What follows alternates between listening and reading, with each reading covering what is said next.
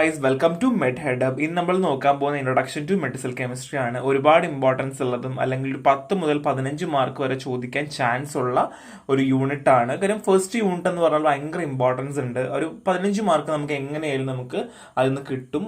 ഒരുപാട് പഠിക്കാനും എളുപ്പമാണ്. സ്ട്രക്ചറൊക്കെ പഠിക്കാൻ പറ്റാത്ത ആൾക്കാർക്ക് സിമ്പിളായിട്ട് പഠിക്കാൻ പറ്റുന്ന ഭാഗം കൂടെയാണ്. സോ ഡെഫിനിഷൻ സ്കോപ്പ് പറയുവാണെങ്കിൽ അല്ലെങ്കിൽ മെഡിക്കൽ കെമിസ്ട്രിന്റെ ഓവർവ്യൂ പറയുവാണെന്നുണ്ടെങ്കിൽ ഒരു സയന്റിഫിക് ഡിസിപ്ലിൻ ആണ്. കൂടുതലും drug discovery, drug designing, developing therapeutic chemical for effective medicine. അതായത് നമുക്കറിയാം പല മെഡിസിൻസ് ഉണ്ട്. ഈ പല മെഡിസിൻസിന്റെ ഒക്കെ തെറാപ്യൂട്ടിക് എഫിക്കസി ഈ രീതിയിലായാൽ കൂടും. നമ്മൾ പലപ്പോഴും SAR പഠിക്കുമ്പോൾ നമുക്കറിയാം ഇത് ഒപ്റ്റിമം ആയിരിക്കും, അല്ലെങ്കിൽ ഇവിടെ നിന്ന് എന്താ പറയുക മീത്തിലേഷൻ നടന്നു കഴിഞ്ഞാൽ ഒപ്റ്റിമം ആവില്ല, അല്ലെങ്കിൽ അതിന്റെ എഫക്റ്റ് കുറയും എന്നൊക്കെ നമ്മൾ SAR നോർമലി പഠിക്കാറുണ്ട്. സോ SAR തന്നെ നമ്മൾ പറയാറുണ്ട് അല്ലെ, പല അറ്റാച്ച്മെന്റ്, ഫങ്ഷണൽ ഗ്രൂപ്പ്, സൈഡ് ചെയിനുകൾ, ആൽക്കൈൽ ചെയിനുകൾ. അപ്പോൾ ഈ ചെയിനുകളൊക്കെ വരുമ്പോൾ ഒരുപാട് ആക്ടിവിറ്റി കൂടും കുറയും എന്നൊക്കെ നമ്മൾ പറയാറില്ലേ. സോ അത് തന്നെയാണ്. സോ മെഡിക്കൽ കെമിസ്ട്രിയുടെ മെയിൻ എയിം എന്ന് വെച്ചാൽ prevention, treatment, cure for human and animal. നമ്മൾ ബേസിക്കലി ഫാർമക്കോളജിയിലൊക്കെ പറയുന്ന ഡ്രഗിനെ പറ്റി പറയുന്നത് പോലെ തന്നെ പ്രിവെൻഷനും ട്രീറ്റ്മെന്റും ക്യൂറും തന്നെയാണ് ഇവിടെ നമ്മൾ നോക്കുന്നത്. So next one is criteria four A good medicine. ഒരു ഗുഡ് മെഡിസിന്റെ ക്രൈറ്റീരിയ എന്തെങ്കിലും ഉണ്ടോ, അല്ലെങ്കിൽ എന്തൊക്കെയാണ് ക്രൈറ്റീരിയ എന്നാണ് നമ്മൾ പറയാൻ പോകുന്നത്. സോ ബേസിക്കലി ഒരു ഗുഡ് മെഡിസിൻ എന്ന് പറഞ്ഞാൽ എന്താണ്, അതിനൊരു ഇന്റൻഡ് പർപ്പസ്, ഒരു പർപ്പസ് ഉണ്ടായിരിക്കണം അല്ലെ. ഏതൊരു ഡ്രഗിന് നമുക്കറിയാം, എക്സാമ്പിൾ ഇപ്പോൾ പറയുകയാണെങ്കിൽ morphine has N excellent analgesic activity. So ഒരു ബെറ്റർ ആയിട്ടുള്ള ഒരു പർപ്പസ് ഉണ്ടായിരിക്കണം. സോ ടോക്സിക് എഫക്റ്റ് കുറവായിരിക്കണം, അല്ലെങ്കിൽ ഉണ്ടാവാനേ പാടില്ല. പിന്നെ അത് മാത്രമല്ല ഈസി ടു അഡ്മിനിസ്ട്രേഷൻ എപ്പോഴും ക്രൂഷ്യൽ കാര്യമാണ്. ഏത് ഡോസേജ് ഫോമിൽ കൊടുക്കണം, ഓറൽ കൊടുക്കണോ, IV കൊടുക്കണോ, മസ്കുലർ കൊടുക്കണോ എന്ന് പറയുന്നത് എപ്പോഴും ഒരു റൂട്ട് ഓഫ് അഡ്മിനിസ്ട്രേഷൻ ഒരുപാട് ഇമ്പോർട്ടൻസ് ഉണ്ട്. സോ നെക്സ്റ്റ് വൺ ഈ സ്റ്റേജസ് ഇൻ മെഡിക്കൽ കെമിസ്ട്രി ആണ് കേട്ടോ. Stages in medical chemistry. നമുക്ക് വേണമെങ്കിൽ മെഡിക്കൽ കെമിസ്ട്രി ഡെവലപ്മെന്റ് ചോദിക്കാൻ നമുക്ക് ഇതൊക്കെ എഴുതാം കേട്ടോ. അങ്ങനെ ഒരു ക്വസ്റ്റ്യൻ ചോദിക്കില്ല, ചാൻസ് കുറവാണ്. So first one is identification of A lead molecule. So basically നമ്മൾ ലീഡ് മോളിക്യൂൾ അറിയുക, പിന്നെ നമ്മൾ സ്ട്രക്ചർ വെച്ചിട്ട് ഒപ്റ്റിമൈസ് ചെയ്യുക, പൊട്ടൻസി, ടോക്സിറ്റി കുറയ്ക്കുക, ആൻഡ് ഡെവലപ്പിംഗ് ആണ്. സോ ബേസിക്കലി ഏത് റൂട്ട് കൊടുക്കാൻ പറ്റും, സോ എന്തായിരിക്കും ക്ലിനിക്കൽ യൂസിന്റെ മോഡിഫിക്കേഷൻസ് ഉണ്ടെങ്കിൽ അങ്ങനെയുള്ള കാര്യങ്ങളായിരിക്കും കൂടുതലും നമ്മൾ സ്റ്റേജ് ഓഫ് മെഡിക്കൽ കെമിസ്ട്രിയിൽ പറയാം കേട്ടോ. സോ നെക്സ്റ്റ് നമുക്ക് പറയുവാണെങ്കിൽ ആപ്ലിക്കേഷൻ ആണ്. സോ മെഡിക്കൽ കെമിസ്ട്രി എങ്ങനെയൊക്കെ ആപ്ലിക്കേഷൻസുകൾ വർക്ക് ചെയ്യുന്നുണ്ടെന്നാണ്. ഒന്ന്, കെമിക്കൽ റിസർച്ചിന് എന്തായാലും എഫക്ട് ചെയ്യുന്നുണ്ട്. കെമിക്കൽ റിസർച്ച് ആണല്ലോ കൂടുതലും വരിക. സോ മെയിൻലി പറയുവാണെങ്കിൽ ഫാർമസ്യൂട്ടിക്കൽ ഡ്രഗ് സിന്തസിസ് ഒക്കെ ഒരുപാട് കാര്യങ്ങൾ നമുക്ക് ഹെൽപ്പ് ചെയ്യാറുണ്ട്. അതുമാത്രമല്ല കൊളാബറേറ്റിംഗ് വിത്ത് മൾട്ടി ഡിസിപ്ലിനറീസ്. ഒരു കാര്യം മാത്രമല്ല ചെയ്യുക, പല കാര്യങ്ങൾ, ടെസ്റ്റിംഗ് ആയിക്കോട്ടെ, സിന്തസിസ് ആയിക്കോട്ടെ, ഡെവലപ്മെന്റ് ആയിക്കോട്ടെ. അപ്പോൾ മൾട്ടി ഡിസിപ്ലിനറീസിലാണ് കൂടുതൽ മെഡിക്കൽ കെമിസ്ട്രി വർക്ക് ചെയ്യുന്നത്. സോ ഹിസ്റ്ററി ആൻഡ് ഡെവലപ്മെന്റ് പറയുവാണെങ്കിൽ മിഡിൽ ഏജുകളിലാണ് ട്രഡീഷണൽ പ്ലാന്റ് ബേസ്ഡ് മെഡിസിൻസ് കൊണ്ടുവരുന്നത്. സോ 19th സെഞ്ചുറിയിലാണ് ഫസ്റ്റ് ആൽക്കലോയിഡ് ഐസൊലേറ്റ് ചെയ്യുന്നത് and introduction to anaesthetics. 20th സെഞ്ചുറിയിലാണെങ്കിൽ വൈറ്റമിൻ വന്നു, സിന്തസിസ് ഓഫ് ആന്റിമലറൽ ആന്റിബയോട്ടിക്സുകൾ വന്നു. ഇത്രയുമാണ് നമുക്ക് ഹിസ്റ്ററി ഡെവലപ്മെന്റ് പറയുവാണെങ്കിൽ. പിന്നെ താൽഡോമൈഡിന്റെ ട്രാജഡി ഒക്കെ പറയുന്നത് ബേസിക്കലി അത് മെഡിക്കൽ കെമിസ്ട്രി എന്ന് വേണമെങ്കിൽ പറയാം. കൂടുതലും ക്ലിനിക്കൽ ഫാർമസി നമുക്ക് കോറിലേറ്റ് എഴുതാൻ പറ്റും എന്നുള്ളത് മാത്രമേ ഉള്ളൂ. സോ ഇവിടുന്ന് അങ്ങനെ അധികം ക്വസ്റ്റ്യൻസ് ചോദിക്കില്ല. സോ നോട്ടബിൾ ഫിഗേഴ്സ് പറയുവാണെങ്കിൽ Paul Ehrlich receptor theory 20th സെഞ്ചുറിയിൽ പോൾ എൻറിച്ച് റിസപ്റ്റർ തിയറി കൊണ്ടുവന്നു. സോ കെമിസ്ട്രി, ബയോളജി, മെഡിസിൻസിലാണ് അയാൾ കൂടുതൽ ഫോക്കസ് ചെയ്തത്. ആ ഒരു ഇമ്പോർട്ടൻസ് മാത്രമേ ഉള്ളൂ മെഡിക്കൽ കെമിസ്ട്രി ഹിസ്റ്ററി നമുക്ക് പറയാനാണെങ്കിൽ ഉള്ളൂ, ബാക്കിയൊന്നുമില്ല. സോ നെക്സ്റ്റ് നമുക്ക് നോക്കേണ്ട ഫിസിക്കോ കെമിക്കൽ പ്രോപ്പർട്ടീസ് ആണ്. ഇതിൽ ഏതെങ്കിലും ഒരെണ്ണം 5 മാർക്കിനോ 2 മാർക്കിനോ ചോദിക്കാൻ ചാൻസ് കൂടുതലാണ്, ഇല്ലെങ്കിൽ ടോട്ടലി ചോദിക്കാൻ ചാൻസ് കൂടുതലാണ്. ടോട്ടലി ചോദിക്കുന്നതിനേക്കാൾ മോർ ഓവർ 2 മാർക്കിനോ അങ്ങനെ ആയിരിക്കാൻ ചാൻസ് കൂടുതൽ തോന്നുന്നു. സോ ബേസിക്കലി നമുക്കറിയാം ഫാർമക്കോളജിക്കൽ തെറാപ്യൂട്ടിക് എഫക്റ്റ് ഇൻഫ്ലുവൻസ് ചെയ്യുന്നത് ഒരുപാട് ഫിസിക്കോ കെമിക്കൽ പ്രോപ്പർട്ടീസ് ആണ്. ഒരു ഡ്രഗ് നമ്മൾ കൊടുക്കുമ്പോൾ അത് എങ്ങനെയായിരിക്കണം, ഏത് രീതിയിലായിരിക്കണം, അല്ലെങ്കിൽ അതിൻ്റെ യൂസ് എങ്ങനെയാണ്, അല്ലെങ്കിൽ ആ യൂസ് എങ്ങനെ ഫോർമുലേറ്റ് ചെയ്തു, ആ ഫോർമുലേറ്റ് ചെയ്ത സാധനം എങ്ങനെ അബ്സോർബ് ചെയ്യുന്നു, എങ്ങനെ ഡിസ്ട്രിബ്യൂട്ട് ചെയ്യുന്നു, എങ്ങനെ മെറ്റാബോളിസം നടക്കുന്നു എന്നൊക്കെ പറയുന്നത് ഇമ്പോർട്ടൻ്റ് ആയ കാര്യമാണ് അല്ലേ. സോ അങ്ങനെ വേരിയസ് ആയിട്ടുള്ള ഫിസിക്കോ കെമിക്കൽ പ്രോപ്പർട്ടീസ് പറയുന്നതാണ്. ഒന്ന് solubility, partition coefficient, dissociation constant, hydrogen bonding, ionisation of drug, redox potential, complexation, surface activity, protein binding and isosterism. So important solubility important ആണ്, പാർട്ടീഷൻ കോഎഫിഷ്യന്റ് ഇമ്പോർട്ടൻ്റ് ആണ്, hydrogen bonding important ആണ്. So complexation, ഇതൊക്കെ ഒരുപാട് നമ്മൾ പഠിക്കുന്നുണ്ട്, സ്യൂട്ടിക്സിലും ഒക്കെ നമ്മൾ പഠിക്കുന്ന കാര്യമാണ്. സോ അധികമൊന്നും നമ്മൾ പറയില്ല, ജസ്റ്റ് ഒരു മെഡിസിനൽ കെമിസ്ട്രിക്ക് നമുക്ക് ആവശ്യമായ കുറച്ച് റിലവൻറ്റ് പോയിന്റ്സുകൾ മാത്രമേ പറഞ്ഞു പോകണ്ടാവുള്ളൂ. ദ ഫസ്റ്റ് വൺ ഈ സോലബിലിറ്റി ആണ്. സോലബിലിറ്റി നമുക്ക് എല്ലാവർക്കും അറിയാം അല്ലെ, എന്താണ് concentration of dissolved solute in equilibrium with salt solute, എത്ര ഡിസോൾവ് ആയി എന്നുള്ളത് അല്ലേ. സോ ഫാക്ടേഴ്സ് എന്തൊക്കെയാണ്? ഒന്ന് സൊല്യൂട്ട് ഫാക്ടറാണ്, സോൾവെന്റ് ഫാക്ടറാണ്, ടെമ്പറേച്ചർ ഫാക്ടറാണ്, പ്രഷർ ഫാക്ടറാണ്, പി എച്ചും ഫാക്ടറാണ്. സോ സൊല്യൂട്ട് സോൾവെന്റ് എപ്പോഴും ഫാക്ടർ തന്നെയാണ്. കാര്യം ഒരു സോൾവെന്റിൽ എത്രത്തോളം സൊല്യൂട്ടിന് ഡിസോൾവ് ആവാൻ പറ്റുന്നു അല്ലെങ്കിൽ എത്രത്തോളം സോലുബിളൈസ് ആവാൻ പറ്റുന്നു എന്ന് പറയുന്നത് ഇമ്പോർട്ടൻ്റ് ആയ കാര്യമാണ് അല്ലേ. സോ എല്ലാ സോൾവെന്റും ഒരുപോലെ എല്ലാ സാധനത്തിനെയും എല്ലാ സൊല്യൂട്ടിനെയും സോലുബിളൈസ് ചെയ്യണം എന്നില്ല. സോ ടെമ്പറേച്ചർ കൂടുമ്പം സോലുബിളൈസിങ് പ്രൊഫൈൽ കൂടാറുണ്ട്. പ്രഷർ അതൊരു കാര്യമാണ്, പി എച്ച് ഇൻഫ്ലുവൻസ് ചെയ്യാറുണ്ട്. സോ നമ്മൾ പറയുന്ന formula, expressing formula K solubility is equal to K sol by K P P T ആണ്. നമുക്ക് അത്രയും ഫോർമുല ബേസ് ചെയ്തൊന്നും പോകേണ്ട ആവശ്യമില്ല. So method to improve solubility, നമുക്ക് സോലബിലിറ്റി ഇംപ്രൂവിന് എന്തൊക്കെ ചെയ്യണം? ഒന്ന് സ്ട്രക്ചറൽ മോഡിഫിക്കേഷൻ. ഇപ്പോൾ എക്സാമ്പിൾ ഡ്രഗിന്റെ ബേസിൽ പറയുവാണെങ്കിൽ സ്ട്രക്ചറൽ മോഡിഫിക്കേഷൻ കൊണ്ടുവന്നാൽ നമുക്ക് സോലബിലിറ്റി കൂട്ടാൻ പറ്റും.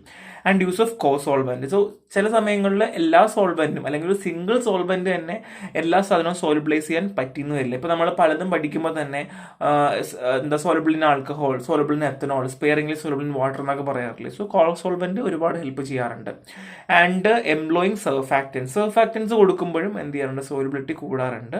ആൻഡ് കോംപ്ലക്സേഷൻ. സോ കോംപ്ലക്സേഷൻ നമുക്കറിയാം, നമ്മൾ ഓൾറെഡി സ്യൂടെക്സിൽ പഠിക്കുന്നതാണ്. സോ കോംപ്ലക്സേഷൻ ചെയ്യുമ്പോഴും സോലബിലിറ്റി കൂടാറുണ്ട്. സോ ഇമ്പോർട്ടൻസ് പറയുവാണെങ്കിൽ ഇവിടെയാണ് നമുക്ക് ഏറ്റവും കൂടുതൽ ഇമ്പോർട്ടൻറ്റ്. ഒന്ന് ലിക്വിഡ് പ്രിപ്പറേഷൻസിൽ സോലബിലിറ്റി ഇമ്പോർട്ടൻ്റ് ആണ്. കാര്യം നമുക്ക് ലിക്വിഡ് പ്രിപ്പറേഷൻസിൽ സോലബിലിറ്റി പ്രൊഫൈൽ കൂടിയാൽ മാത്രമേ പല ഫോർമുലേഷൻസ് നമുക്ക് ഇംപ്ലിമെന്റ് ചെയ്യാൻ പറ്റുള്ളൂ. അതുമാത്രമല്ല അബ്സോർപ്ഷന് വേണ്ടി നമുക്ക് സോലബിലിറ്റി വളരെ അത്യാവശ്യമാണ്. സോ റിസപ്റ്ററിൽ ഇന്ററാക്ഷൻ വരിക അല്ലെങ്കിൽ സോലബിളൈസ് അതായത് നമ്മൾ ബോഡി അബ്സോർബ് ചെയ്യണമെങ്കിൽ ഉറപ്പായിട്ടും ഫൈൻ പാർട്ടിക്കിൾസും സോലബിലിറ്റി പ്രൊഫൈൽ ഹയർ ആയിരിക്കണം. അപ്പോൾ അത് ഇമ്പോർട്ടൻ്റ് ആയ കാര്യമാണ് അല്ലേ. സോ സോലബിലിറ്റി പാരാമീറ്റർ വളരെ ഇമ്പോർട്ടൻ്റ് ആണ്. So next one is partition coefficient ആണ്. Equilibrium constant of a drug concentration in lipid and aqueous phase. So basically ലിപ്പിഡിൽ എങ്ങനെയാണ് കോൺസെൻട്രേഷൻ, ഡ്രഗിന്റെ കോൺസെൻട്രേഷൻ വരിക, അക്വസ് ഫേസിൽ എങ്ങനെയാണ് ഡ്രഗ് കോൺസെൻട്രേഷൻ വരിക, അല്ലെങ്കിൽ അത് ഇക്വിലിബ്രിയത്തിൽ മെയിൻറ്റെയിൻ ചെയ്ത് പോകുന്നുണ്ടോ എന്നുള്ളതിനെയാണ് ബേസിക്കലി നമ്മളിവിടെ പറയുന്നത്. So equilibrium constant of drug concentration in lipid and aqueous phase. So influence ചെയ്യുന്നത് affect drug transport and distribution. So basically ഡ്രഗിന്റെ ട്രാൻസ്പോർട്ടേഷൻ ആയിക്കോട്ടെ അല്ലെങ്കിൽ ഡ്രഗിന്റെ ഡിസ്ട്രിബ്യൂഷൻ ആയിക്കോട്ടെ, ഈ രണ്ട് കാര്യം നമ്മുടെ ADMEയിൽ വരുന്ന ട്രാൻസ്പോർട്ടേഷന്റെയും ഡിസ്ട്രിബ്യൂഷനും ഒരു ഫാക്ട് തന്നെയാണ് partition coefficient. So factors PH, cosolvent, surfactant and complexation ആണ്. സോ ബേസിക്കലി പാർട്ടീഷൻ കോഎഫിഷ്യന്റ് എന്ന് പറയുന്നത് PKയുമായിട്ട് ബന്ധമുണ്ട്. സോ PK വാല്യൂമായിട്ട് ബന്ധമുണ്ട്. So used with PK to product drug distribution. So drug എത്രത്തോളം ഡിസ്ട്രിബ്യൂട്ട് ആകുന്നുണ്ട്, നമ്മൾ ഓൾറെഡി പറഞ്ഞതുപോലെ ലിപ്പിഡ് പ്രൊഫൈൽ അല്ലെങ്കിൽ aqueous profile. So lipid profile ആയിരിക്കും നമുക്ക് പറയാൻ പറ്റും നമുക്ക് എത്രത്തോളം ഡ്രഗ് അബ്സോർബ് ചെയ്യുന്നുണ്ട്. എല്ലാ ഡ്രഗും ലിപ്പിഡ് പ്രൊഫൈലോ അല്ലെങ്കിൽ എല്ലാ ഡ്രഗും അക്വസ് പ്രൊഫൈലോ മാത്രം കാണിക്കുന്ന ഡ്രഗ് അല്ല. ഇത് രണ്ടും ഇക്വിലിബ്രിയത്തിലായിരിക്കുക. അതായത് ഒന്നെങ്കിൽ പകുതി 50% ലിപ്പിഡും 50% അക്വസും ആയിരിക്കും. കാര്യം ഒന്നും എന്തില്ല, ഒരു സിംഗിൾ ആയിട്ടൊരു ഡ്രഗ് ലിപ്പിഡ് പ്രൊഫൈലിൽ മാത്രം ഇരിക്കണം എന്നില്ല. കൂടുതലും ഫോർമുലേറ്റ് ചെയ്യുന്നത് രണ്ടിലുമാണ് കേട്ടോ. So absorption, excretion, so CNS പെനിട്രേഷനിലൊക്കെ പാർട്ടീഷൻ കോഎഫിഷ്യന്റ് അഫക്റ്റ് ചെയ്യാറുണ്ട്. So design drug with lower log P for reduce toxicity and improved bioavailability. So bioavailability കൂട്ടാൻ വേണ്ടിയിട്ടും ടോക്സിറ്റി കുറയ്ക്കാൻ വേണ്ടിയിട്ടും സോ ലോഗ് P നമ്മൾ ഒരുപാട് സിഗ്നിഫിക്കൻസ് വരാറുണ്ട്. സോ പാർട്ടീഷൻ കോഎഫിഷ്യന്റിന് ഒരുപാട് സിഗ്നിഫിക്കൻസ് ഉണ്ട് എന്നുള്ളതാണ് കേട്ടോ. സിമ്പിളാണ്, നമ്മൾ ഓൾറെഡി ഫാർമക്കോളജിയിൽ പഠിക്കും. സോ അയണൈസേഷൻ ഓഫ് ഡ്രഗ് പറയുവാണെങ്കിൽ accumulation of ionised drug in body compartment known as iron trapping. So basically ഈ അയൺ ട്രാപ്പിംഗ് അല്ലെങ്കിൽ അയണൈസേഷൻ പറയുന്നതിന് മുന്നേ എനിക്കൊരു ജസ്റ്റ് ഇൻട്രൊഡക്ഷൻ പറയണം. സോ എല്ലാവർക്കും അറിയാം ഫസ്റ്റ് പാസ് മെറ്റബോളിസം എന്താണെന്ന് അറിയാം. സോ നമ്മുടെ ലിവറിൽ വെച്ചിട്ട് മ്യൂക്കോസൽ മെമ്പറിന്റെ ബാരറും നടക്കുന്നു. സോ ലിവറിൽ വെച്ച് ഡ്രഗ് ഡീഗ്രഡൈസ് ആവുന്നു എന്നുള്ളതാണ് first pass metabolism. Phase 1, phase 2 reaction നിങ്ങൾ പഠിച്ചു. സോ എന്താണ് അയൺ ട്രാപ്പിംഗ് എന്ന് വെച്ചാൽ, അയൺ ട്രാപ്പിന് എക്സാമ്പിൾ എന്ന് വെച്ചാൽ ആസ്പിരിൻ ഡ്രഗ് ആണ്. എന്താണ് ആസ്പിരിൻ ഡ്രഗ് ആണ്? സോ നമുക്ക് എല്ലാവർക്കും അറിയാം നമ്മുടെ വയറ്റിനകത്ത് അസിഡിക് pH ആണ്. സോ ആസ്പിരിൻ അസിഡിക് ഡ്രഗ് ആണ്. സോ അസിഡിക് pH ആയതുകൊണ്ട് തന്നെ ആസ്പിരിൻ വയറ്റിൽ വരുന്നു, ഹൈഡ്രോക്ലോറിക് ആസിഡ് ഉണ്ട്, ഈസിലി എന്ത് ചെയ്യുന്നു, സ്റ്റൊമക്കിൽ നിന്ന് ബോഡിയിലേക്ക് എത്തുന്നു. ബോഡിയിൽ എത്തുമ്പോൾ എന്ത് സംഭവിക്കുക? ബോഡിക്കകത്ത് അസിഡിക് പി എച്ച് ആണ് അല്ലേ, ബേസിക് പി എച്ച് ആണ്. സോ എന്താ സംഭവിക്കുക? ബോഡിയിൽ ആസ്പിരിൻ എത്തി, ഈ ആസ്പിരിന് തിരിച്ച് സ്റ്റൊമക്കിനും പോകാൻ പറ്റില്ല. സോ അത് നമ്മുടെ ബോഡിക്ക് ട്രാപ്പായി പോകും. സോ ഇതിനാണ് നമ്മൾ അയൺ ട്രാപ്പിംഗ് എന്ന് പറയാം. സോ ഡ്രഗിൻ്റെ അയോണൈസേഷൻ എന്ന് പറയുന്നത്, ഇപ്പം നമുക്ക് എല്ലാവർക്കും അറിയാം ഡ്രഗ് അയോണൈസ്ഡ് ആയിരിക്കണം അല്ലെങ്കിൽ അൺഅയോണൈസ്ഡ് ആയിരിക്കണം എന്ന് പറയും. എപ്പോഴും അബ്സോർപ്ഷനും അയോണൈസേഷനും തമ്മിൽ ഭയങ്കര ഒരു ബന്ധമുണ്ട്. സോ അതുകൊണ്ട് തന്നെ അയണൈസ്ഡ് ഡ്രഗ്, അൺഅയണൈസ്ഡ് ഡ്രഗ് എന്നൊക്കെ പറയുന്നത് പോലെ തന്നെ അയണൈസേഷൻ ഒരുപാട് ഇമ്പോർട്ടൻസ് ഉണ്ട്. So pKa, pH, Henderson Hasselbalch relationship equation ഉണ്ട്. ഹാൻഡൽബാൻ ആണ് നമ്മൾ അയണൈസേഷൻ കണ്ടുപിടിക്കാൻ ഹെൽപ്പ് ചെയ്യുന്നത്. നമുക്ക് അത്രയും ഡീപ്പായിട്ട് പോവേണ്ട ആവശ്യം നമുക്ക് ഇവിടെ വരുന്നില്ല. സോ ഇമ്പോർട്ടൻസ് ഓഫ് അയണൈസേഷൻ പറയുന്നുണ്ട്. സോ ബേസിക്കലി നമുക്ക് എല്ലാവർക്കും അറിയാം പ്രോട്ടോണേറ്റഡ് ഡ്രഗുകൾക്ക് may be charged uncharged. Protonated ഡ്രഗുകൾ, ചില ഡ്രഗുകൾ പ്രോട്ടോണേറ്റഡ് ഡ്രഗുകളാണ്, അത് ചാർജ്ഡ് ആകാം അല്ലെങ്കിൽ അൺചാർജ്ഡ് ആകാം.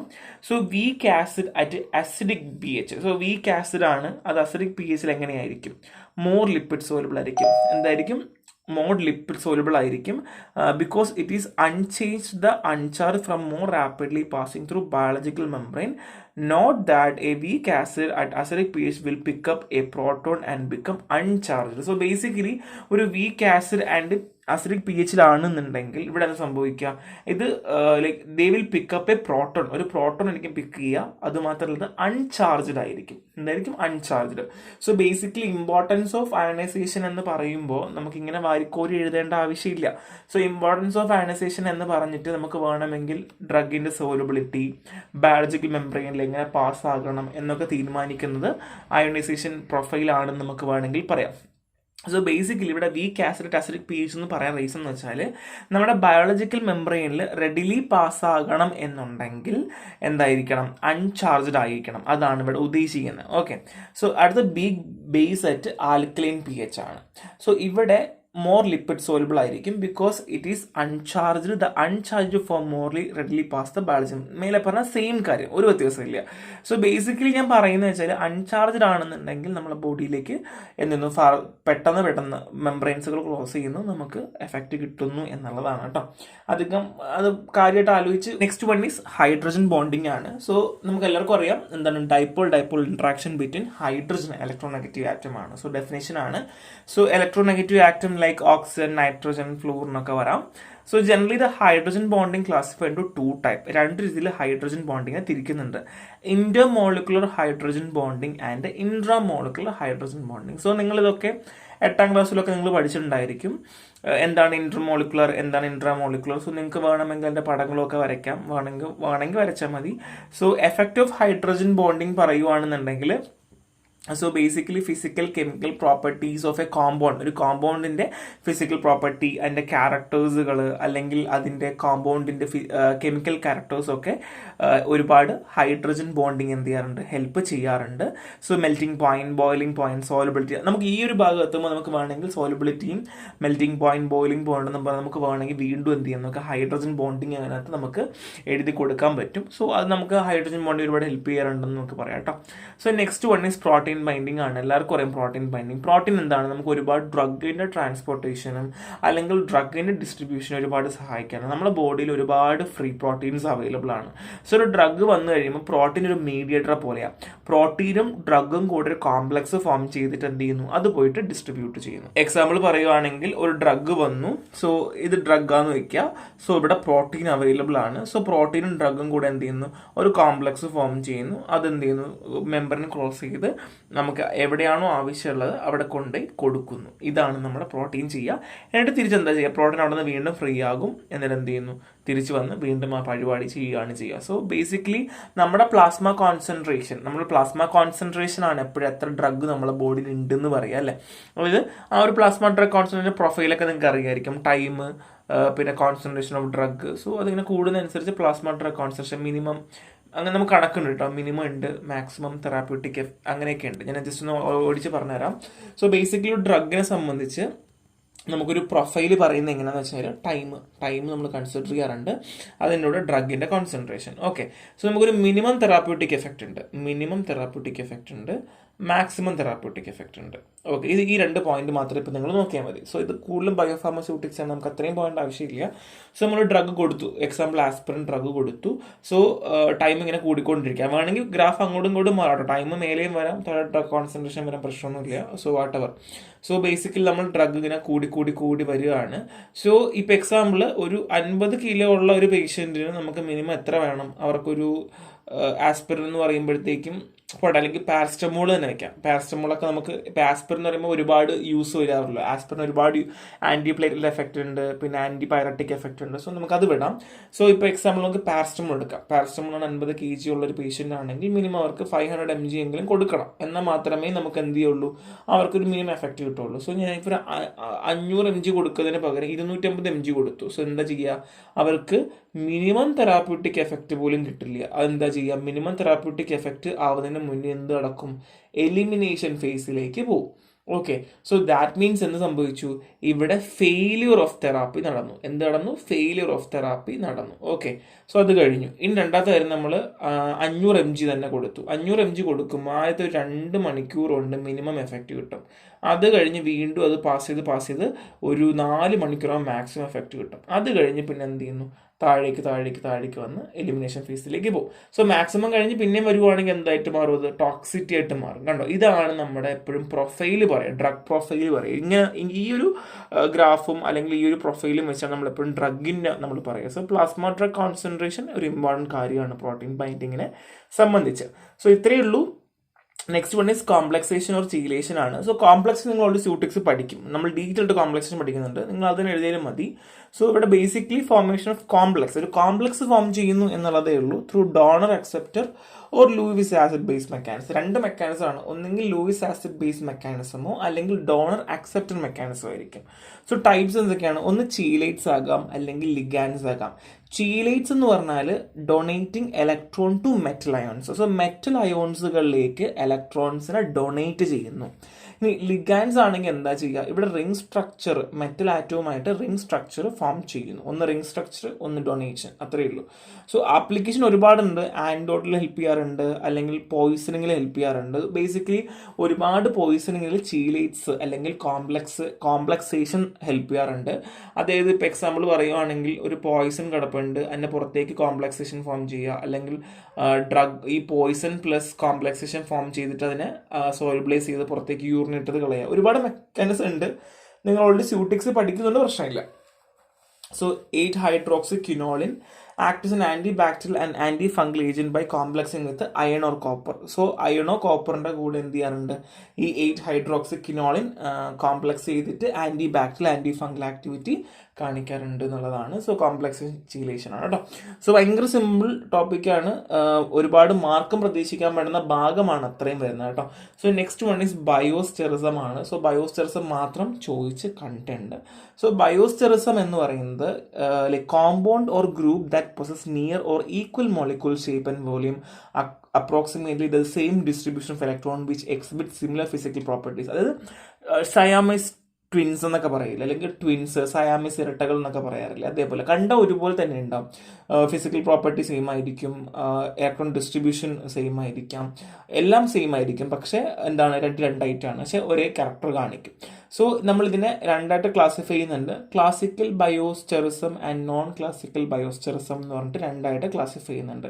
സോ ക്ലാസിക്കൽ ബയോസ്റ്റെറിസം ആദ്യം പറയുന്നത് they have similar of shape, electron configuration of atom, group molecule which they replace the classical biosterism maybe. So basically classical biosterism എന്ന് പറഞ്ഞാൽ എന്താണ്, സിമിലർ ഷേപ്പ് ആണ്. എന്തൊക്കെയാണ്, സിമിലർ ഷേപ്പ് ആണ്, ഇലക്ട്രോണിക് കോൺഫിഗറേഷൻ ഓഫ് ആറ്റംസ് ഒക്കെ similar ആയിരിക്കും. കണ്ടോ, ഇപ്പോൾ എക്സാമ്പിൾ പറയുകയാണെങ്കിൽ യൂണിവാലന്റ് ഉണ്ട്, ബൈവാലന്റ് ഉണ്ട്, ട്രൈവാലന്റ് ഉണ്ട്, ടെട്രാവാലന്റ് ഉണ്ട്, റിംഗ് ഇക്വാലന്റ് ഉണ്ട്. സോ യൂണിവാലന്റ്, ക്ലോറിൻ, ബ്രോമിൻ, ഓക്കെ നിങ്ങൾ എല്ലാം ഒന്നും പഠിക്കേണ്ട, ജസ്റ്റ് 2-3 എക്സാമ്പിൾസ് മാത്രം പഠിച്ചു പോയാൽ മതി. സോ ബയോസ്റ്റെറിസം എന്താണ്, ഒരു കോമ്പൗണ്ട് ദാറ്റ് പ്രോസസ്സിങ് എന്താണ് നിയർലി ഓർ ഈക്വൽ മോളിക്യൂൾ, ഷേപ്പും വോളിയും എല്ലാം സെയിം ആണ്. ഓക്കെ, ഡിസ്ട്രിബ്യൂഷൻ ഓഫ് ഇലക്ട്രോൺസ് ഒക്കെ സെയിം ആണ്. സോ ക്ലാസിക്കൽ ബയോസ്റ്റെറിസം എന്താണ്, ഷേപ്പും ഇലക്ട്രോൺ കോൺഫിഗറേഷൻസും ആറ്റം, ഗ്രൂപ്പ്, മോളിക്യൂൾസും അതിൻ്റെ റിപ്ലേസ് ചെയ്യുന്ന കാര്യങ്ങളും എല്ലാം എന്താ സെയിം ആയിട്ടുണ്ടായിരിക്കും കേട്ടോ. സോ അതിൽ യൂണിവാലന്റ് ഉണ്ട്, ബൈവാലന്റ് ഉണ്ട്, ട്രൈവാലന്റ് ഉണ്ട്, ടെട്രാവാലന്റ് ഉണ്ട്, ആൻഡ് റിംഗ് ഇക്വലന്റ് ഉണ്ട് എന്നുള്ളതാണ് കേട്ടോ. So next is non classical bioisosteres ആണ്. They do not have obey the steric and electronic definition of classical bioisosterism. അത് നമ്മൾ നേരത്തെ പറഞ്ഞ ക്ലാസിക്കൽ ബയോസ്റ്റേഴ്സത്തിന്റെ ഉൾട്ട, ഒരു ബന്ധവും ഇല്ല, അതിന്റെ ഉൾട്ടയാണ് കാണിക്കുക. Non classical bioisosterism is functional group which dissimilar valence electron configuration. കണ്ടോ, അതിന്റെ ഉൾട്ടയാണ്, ഡിസിമിലർ ആയിരിക്കും, സിമിലർ വാലൻസ് കോൺഫിഗറേഷൻ ആയിരിക്കില്ല, അതിന് സ്പെസിഫിക് ക്യാരക്ടേഴ്സ് ഉണ്ടായിരിക്കും. സോ ഇലക്ട്രോണിക് പ്രോപ്പർട്ടീസ് ഉണ്ട്, physico chemical properties of molecules, spatial arrangement, functional monitor biological activity. So example halogen, chlorine, fluorine, bromine. So basically എന്താണ്, അവിടെ ഉൾട്ടയാണ്, നമ്മൾ പറഞ്ഞ ക്ലാസിക്കൽ ബയോസ്റ്റേഴ്സിന്റെ ഉൾട്ടയായിട്ടാണ് ഇവിടെ ആര് കാണിക്കുക, നോൺ ക്ലാസിക്കൽ ബയോസ്റ്റേഴ്സും. എക്സാമ്പിൾസും 2-3 പഠിച്ച് വെക്കാം. So next stereo chemistry drug ആണ്. സോ നമ്മൾ ഇത് ഓൾറെഡി ഓർഗാനിക് കെമിസ്ട്രി പഠിക്കുന്നുണ്ട്. സോ ഞാൻ കാര്യമായിട്ടൊന്നും കൊടുത്തിട്ടില്ല, ഓർഗാനിക് കെമിസ്ട്രി പഠിക്കുന്നുണ്ട്, നമുക്ക് അത്രയും കാര്യമായിട്ട് വേണ്ട, ഓൾറെഡി പഠിച്ചു പോകുന്നതാണ്. സോ നമുക്ക് എല്ലാവർക്കും അറിയാം എന്താണ് stereo chemistry. 3 dimension nature of molecules നമ്മൾ പഠിക്കുന്നു. കൈറൽ മോളിക്യൂളിനെ പറ്റി കൂടുതലാണ് ഫോക്കസ് ചെയ്യുന്നതാണ്. 3 ഡയമെൻഷൻ നേച്ചർ ഓഫ് മോളിക്യൂൾസിനെ പറ്റി പഠിക്കുക, കൈറൽ മോളിക്യൂളിനെ പറ്റി പഠിക്കുക. സോ ബേസിക്കലി ഫാർമക്കോളജിയിൽ ഒരുപാട് ഇമ്പാക്റ്റ് വരുന്നുണ്ട്. ഒന്ന്, നമുക്ക് എല്ലാവർക്കും അറിയാം സ്റ്റീരിയോ സ്പെസിഫിക് എഫക്റ്റുകൾ ഡ്രഗ് ആക്ടിവിറ്റിനെ ബാധിക്കാറുണ്ട്, പിന്നെ ഫിസിക്കൽ പ്രോപ്പർട്ടീസിനെ ബാധിക്കാറുണ്ട്. ഫാർമക്കോളജിക്കൽ ആക്ഷൻസ് ഒരുപാട് വ്യത്യാസം കാണിക്കാറുണ്ട് സ്റ്റീരിയോ കെമിസ്ട്രി, ഡിഫറെൻ്റ് ആയിട്ടുള്ള ഡ്രഗ്സുകളൊക്കെ കേട്ടോ. So type of stereo isomers ഉണ്ട്, കൺഫോർമേഷണൽ ഐസോമർ ഉണ്ട്, ഒപ്റ്റിക്കൽ ഐസോമർ ഉണ്ട്, ജോമെട്രിക് ഐസോമർ ഉണ്ട്. സോ കൺഫോർമേഷണൽ ഐസോമർ എന്ന് പറഞ്ഞാൽ എന്താ ചെയ്യുക, different arrangement of atom achieve by rotating about single bond. ഒരു സിംഗിൾ ബോണ്ടിലേക്ക് ഡിഫറെന്റ് അറേഞ്ച്മെന്റുകൾ വരുന്നു, റൊട്ടേഷൻ ഓഫ് അറേഞ്ച്മെന്റ്.